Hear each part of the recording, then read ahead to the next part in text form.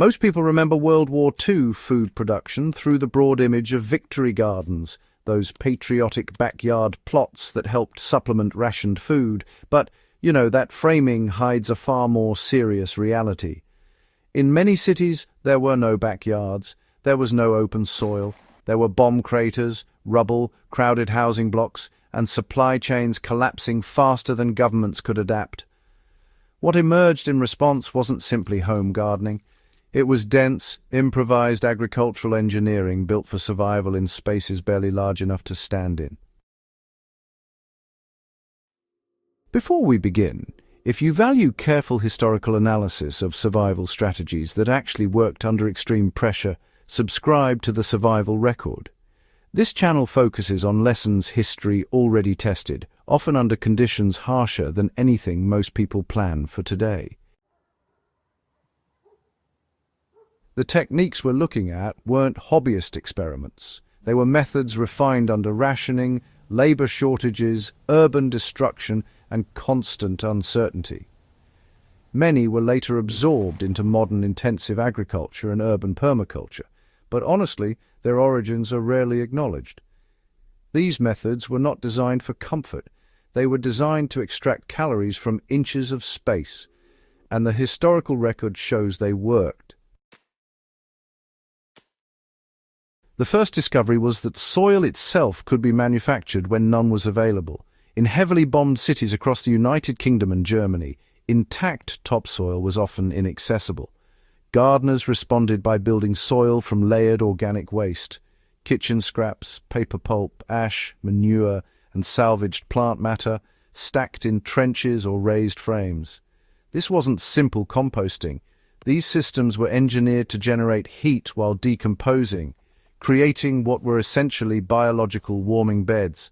Known historically as hotbeds, they allowed vegetables to grow earlier in cold climates and in shaded urban corridors where sunlight was already limited.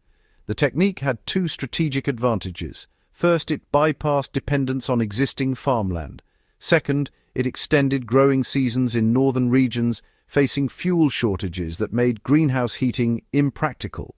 Military planners later studied these systems for field agriculture in cold deployment zones. The idea that soil fertility could be built rapidly from waste streams became foundational in post-war urban agriculture planning. Vertical growing quickly replaced horizontal planting wherever space disappeared. Once space became the primary constraint, surface area had to be redefined. Gardeners stopped thinking in square meters and began thinking in cubic meters. Improvised trellises made from scrap wood, bed frames, wire mesh, or salvaged fencing allowed climbing crops, beans, peas, cucumbers, to expand upward instead of outward. This multiplied yield without expanding footprint. In densely populated areas of Japan, vertical growing became standard practice around narrow homes and alleyways where sunlight fell in brief, angled intervals. Crops were positioned to capture those fleeting light windows, effectively turning walls into productive farmland. This vertical strategy later influenced modern controlled environment agriculture, where maximizing yield per volume, not per area, became the defining metric of efficiency. Windowsills quietly became one of the most productive food sources in urban housing blocks. In bomb-damaged or overcrowded housing, windowsills often represented the only consistent exposure to sunlight. Governments actively encouraged residents to install narrow planter boxes on interior and exterior ledges.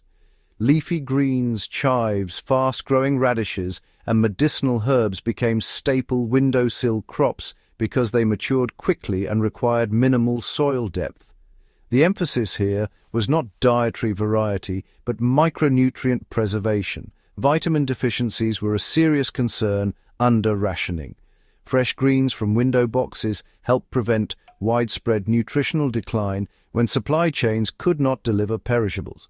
Public information campaigns from the Ministry of Agriculture and Fisheries provided planting guides specifically calibrated for container depth, light angle, and seasonal daylight length.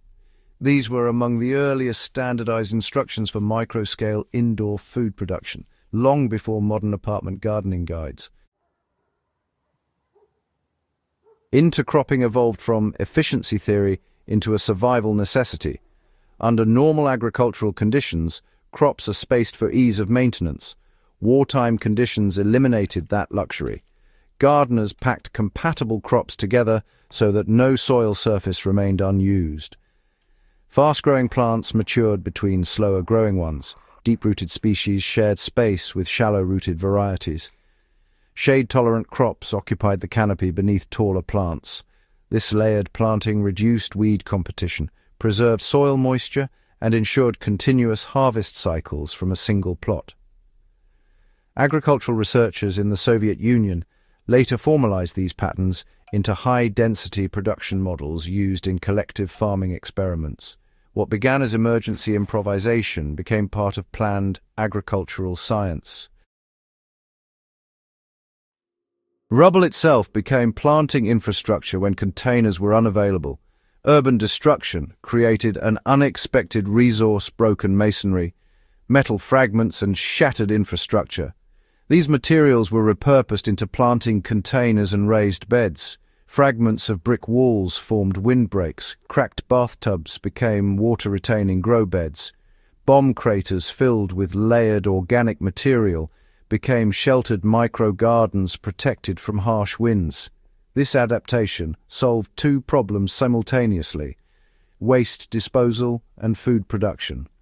Post-war reconstruction planners later studied these microenvironments when designing urban green spaces in heavily damaged cities. The concept that ruined infrastructure could temporarily support biological productivity influenced disaster recovery agriculture planning for decades. Nutrient recycling became systematic when fertilizer supplies collapsed. Industrial fertilizer production was heavily diverted toward explosives manufacturing during the war. Civilian agriculture faced severe nutrient shortages. In response, households developed strict waste recycling systems. Wood ash from heating stoves supplied potassium. Kitchen scraps were composted immediately.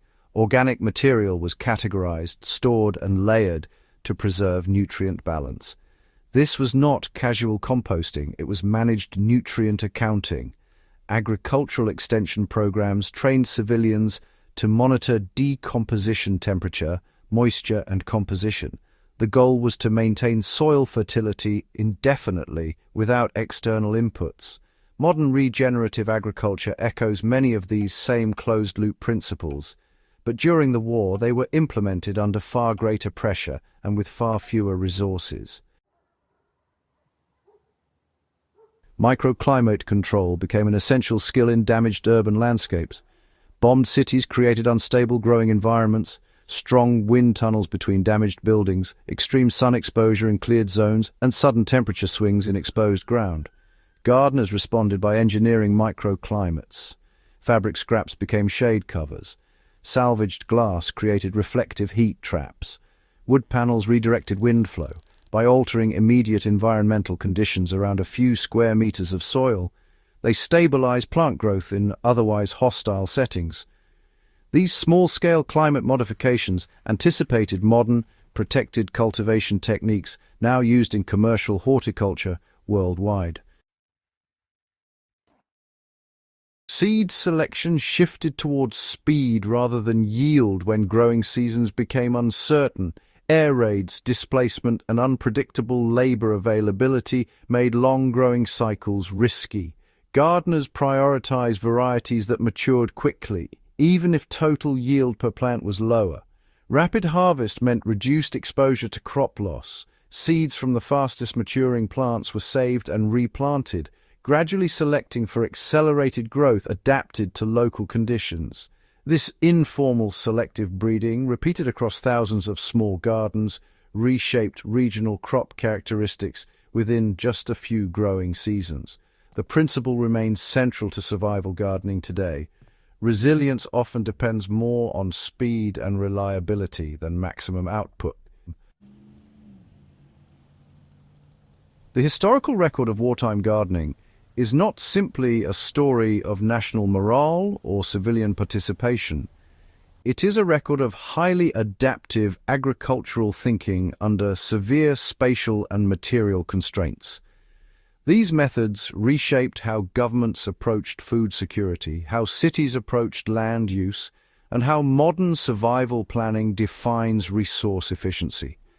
They demonstrate that agriculture does not require ideal conditions to function. It requires observation, adaptation, and a willingness to redefine what counts as usable space. Remembering these practices matters because they reveal how quickly food systems can compress under pressure, and how rapidly people can innovate when necessity removes all excess. If you value careful, in-depth explorations of overlooked survival history, subscribe to the Survival Record and share this video with others who believe history is most useful when we actually learn from it.